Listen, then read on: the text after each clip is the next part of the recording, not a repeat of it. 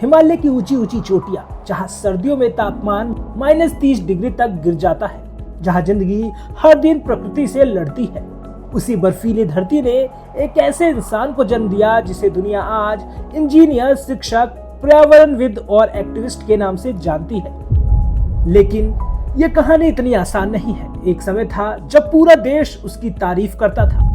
उनके नवाचार दुनिया भर की यूनिवर्सिटियों में पढ़ाए जाते थे। उन्हें एशिया का सबसे बड़ा सम्मान मिला और लाखों लोग मान बैठे कि फिल्म 3 इडियट्स का रैंचो वही है। लेकिन समय बदला और उनके नाम के साथ एक नया शब्द जुड़ गया, विवाद। उनके आंदोलन चर्चा में आए, उनके बयान सुर्खियां बनने लगे और लोगों की राय 2 हिस्सों में बट गई। एक तरफ वे लोग थे जो उन्हें हिमालय और शिक्षा का सबसे बड़ा रक्षक मानते हैं, दूसरी तरफ वे लोग जो उनके आंदोलनों और सार्वजनिक रुख पर सवाल उठाते हैं। तो आखिर सोनम वांगचुक है कौन? एक महान शिक्षक, एक दूरदर्शी वैज्ञानिक, या फिर एक ऐसा सार्वजनिक चेहरा जिसे समझने के लिए सिर्फ सोशल मीडिया नहीं बल्कि पूरी कहानी जाननी होगी। आज हम किसी का प्रचार नहीं करेंगे, किसी का विरोध नहीं करेंगे। हम केवल उन घटनाओं की यात्रा करेंगे जिन्होंने एक छोटे से लद्दाखी बच्चे को पूरी दुनिया में पहचान दिलाई, और अंत में फैसला आपका होगा।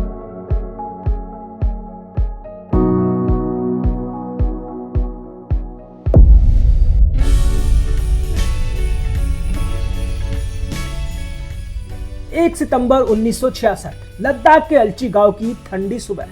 चारों तरफ ऊंचे पहाड़, ना सड़कें, ना आधुनिक सुविधाएं और ना ही अच्छे स्कूल। यही जन्म हुआ सोनम वांगचुक का। बहुत कम लोग जानते हैं कि उनके पिता सोनम वांग्याल जम्मू कश्मीर की राजनीति में सक्रिय रहे और बाद में मंत्री भी बने।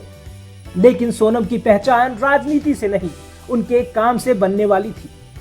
बचपन में उन्होंने वह संघर्ष देखा जिसे शायद आज का बच्चा कल्पना भी नहीं कर सकता।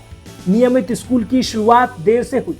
घर में लद्दाखी भाषा, स्कूल में उर्दू, और फिर एक ऐसा बच्चा जो पढ़ाई में कमजोर नहीं था बल्कि व्यवस्था से जूझ रहा था। बाद में सोनम वांगचुक ने कहा, बच्चे कभी फेल नहीं होते, व्यवस्था उन्हें फेल बना देती है। शायद यही वो पल था जब एक इंजीनियर नहीं बल्कि एक शिक्षा सुधारक जन्म ले रहा था। लेकिन उन्हें नहीं पता था कि आने वाले वर्षों में यही सोच हजारों बच्चों की जिंदगी बदलने वाली है।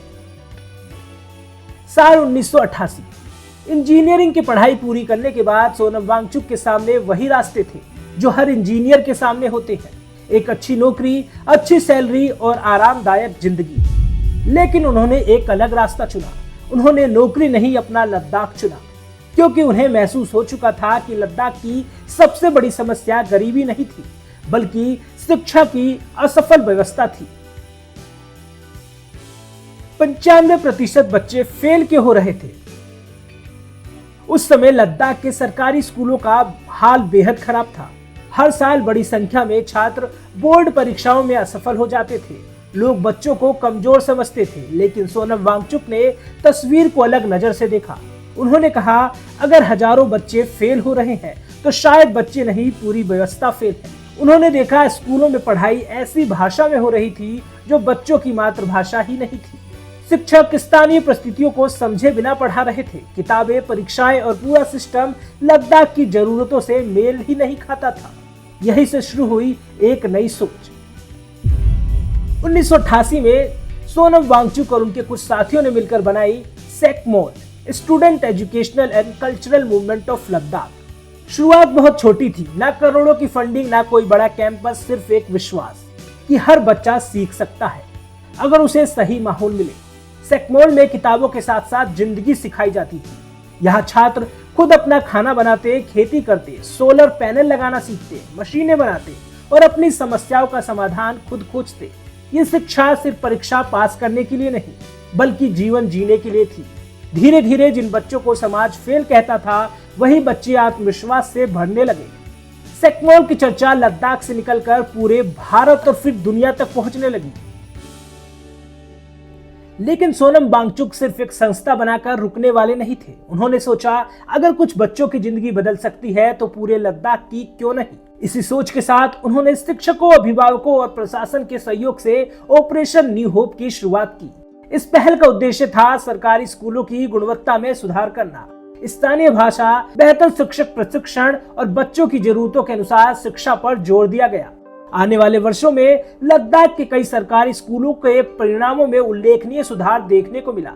यही वो दौर था जब लोग कहने लगे लद्दाख में शिक्षा की नई क्रांति शुरू हो चुकी है। शिक्षा सुधार के बाद अब उनकी नजर थी एक और बड़ी समस्या पर, पानी। लद्दाख में सर्दियों में पानी की कोई कमी नहीं होती, लेकिन गर्मियों में यही इलाका सूखने लगता है।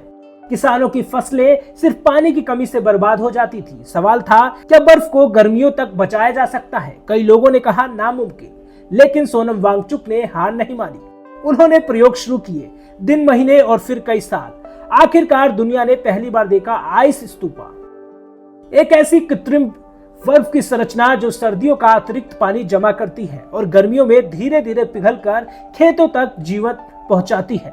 ये सिर्फ एक आविष्कार नहीं था, बल्कि जलवायु परिवर्तन से जूझ रहे हिमालयी क्षेत्रों के लिए उम्मीद की एक नई दिशा थी।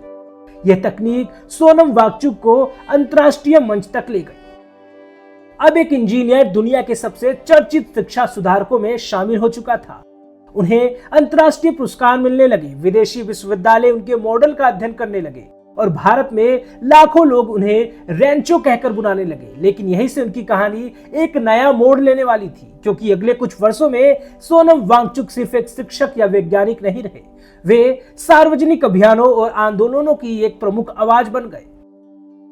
साल 2018 सोनम वांगचुक का नाम सिर्फ भारत में नहीं पूरी दुनिया में गूंजने लगा। उन्हें मिला रेमन मैग्सेसे अवार्ड, जिसे अक्सर एशिया का नोबेल पुरस्कार भी कहा जाता है। ये सम्मान उन्हें शिक्षा सुधार, सामुदायिक नेतृत्व और पर्यावरण संरक्षण में उनके योगदान के लिए दिया गया। अब दुनिया उन्हें सिर्फ एक इंजीनियर नहीं, बल्कि इनोवेशन लीडर के रूप में देखने लगी। विदेशी विश्वविद्यालय, जलवायु परिवर्तन पर काम करने वाले संस्थान और शिक्षा विशेषज्ञ उनके मॉडल का अध्ययन करने लगे। लेकिन यहीं से उनकी सार्वजनिक भूमि भी बदलने लगी। सोनम वांगचुक ने धीरे धीरे शिक्षा के साथ साथ लद्दाख के भविष्य पर भी खुलकर बोलना शुरू किया। वे लगातार कहते रहे, हिमालयी क्षेत्र बेहद संवेदनशील है और विकास के साथ पर्यावरण का संतुलन बनाए रखना जरूरी है।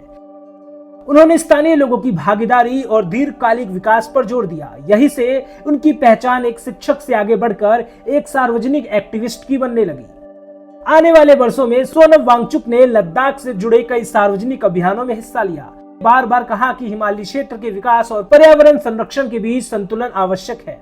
उनके समर्थकों का कहना था कि वे आने वाली पीढ़ियों के लिए लद्दाख की पहचान और प्राकृतिक संसाधनों को सुरक्षित रखना चाहते हैं। दूसरी ओर कुछ आलोचकों का मानना था कि इनके कुछ अभियान और बयान राजनीतिक बहस का हिस्सा बन गए हैं और वे उनके तरीकों से सहमत नहीं थे। यही से देश में उनके बारे में अलग अलग राय बनने लगी। समय बीतता गया और फिर एक दिन दिल्ली का जंतर मंतर एक बार चर्चा का केंद्र बन गया। सोनम वांगचुक वहां अनिश्चितकालीन भूख हड़ताल पर बैठे। उन्होंने सार्वजनिक रूप से कहा कि उनका उद्देश्य उन मुद्दों की ओर ध्यान आकर्षित करना है जिन्हें वे लंबे समय से महत्वपूर्ण मानते रहे हैं। दिन बीतने लगे, स्वास्थ्य पर असर दिखाई देने लगा। डॉक्टरों ने निगरानी बढ़ाई, देश के अलग अलग हिस्सों में लोग समर्थन में पहुंचे। सोशल मीडिया पर भी बहस तेज हो गई। कुछ लोगों ने इसे लोकतांत्रिक विरोध का प्रतीक बताया, वहीं कुछ लोगों ने उनके आंदोलन के तरीकों और मांगों पर सवाल उठाए। बाद में प्रशासन ने स्वास्थ्य संबंधित कारणों का हवाला देते हुए उन्हें अस्पताल पहुंचाया। कई कार्रवाई पर भी अलग अलग प्रतिक्रियाएं सामने आई। समर्थकों ने इसे आंदोलन पर दबाव बताया, जबकि प्रशासन ने कहा कि यह स्वास्थ्य सुरक्षा के लिए आवश्यक कदम था। आज अगर आप सोनम वांगचुक का नाम लेते हैं तो आपको दो तरह की राय सुनने को मिलेगी। एक पक्ष कहता है उन्होंने लद्दाख में शिक्षा बदली, पानी की समस्या का समाधान खोजा और पर्यावरण संरक्षण की नई सोच दी। दूसरा पक्ष उनके कुछ सार्वजनिक अभियानों और राजनीतिक रुख से असहमत है और मानता है कि उनके आंदोलनों पर सवाल उठाए जा सकते हैं। शायद यही किसी भी लोकतांत्रिक समाज की वास्तविकता है, जहां एक व्यक्ति को अलग अलग लोग अलग अलग नजरिए से देखते हैं। लेकिन एक बात तय है, सोनम वांगचुक का नाम भारत में शिक्षा, पर्यावरण और जन भागीदारी की चर्चा में लंबे समय तक लिया जाएगा। उनकी कहानी सिर्फ उपलब्धियों की नहीं, सवाल पूछने की भी है और शायद इसीलिए वे आज भी चर्चा के केंद्र में हैं। अब फैसला आपका है, क्या आप उन्हें एक दूरदर्शी शिक्षा सुधारक मानते हैं, एक पर्यावरण संरक्षक, एक सार्वजनिक एक्टिविस्ट या इन सबका एक मिश्रण? अपनी राय कमेंट में जरूर बताएं।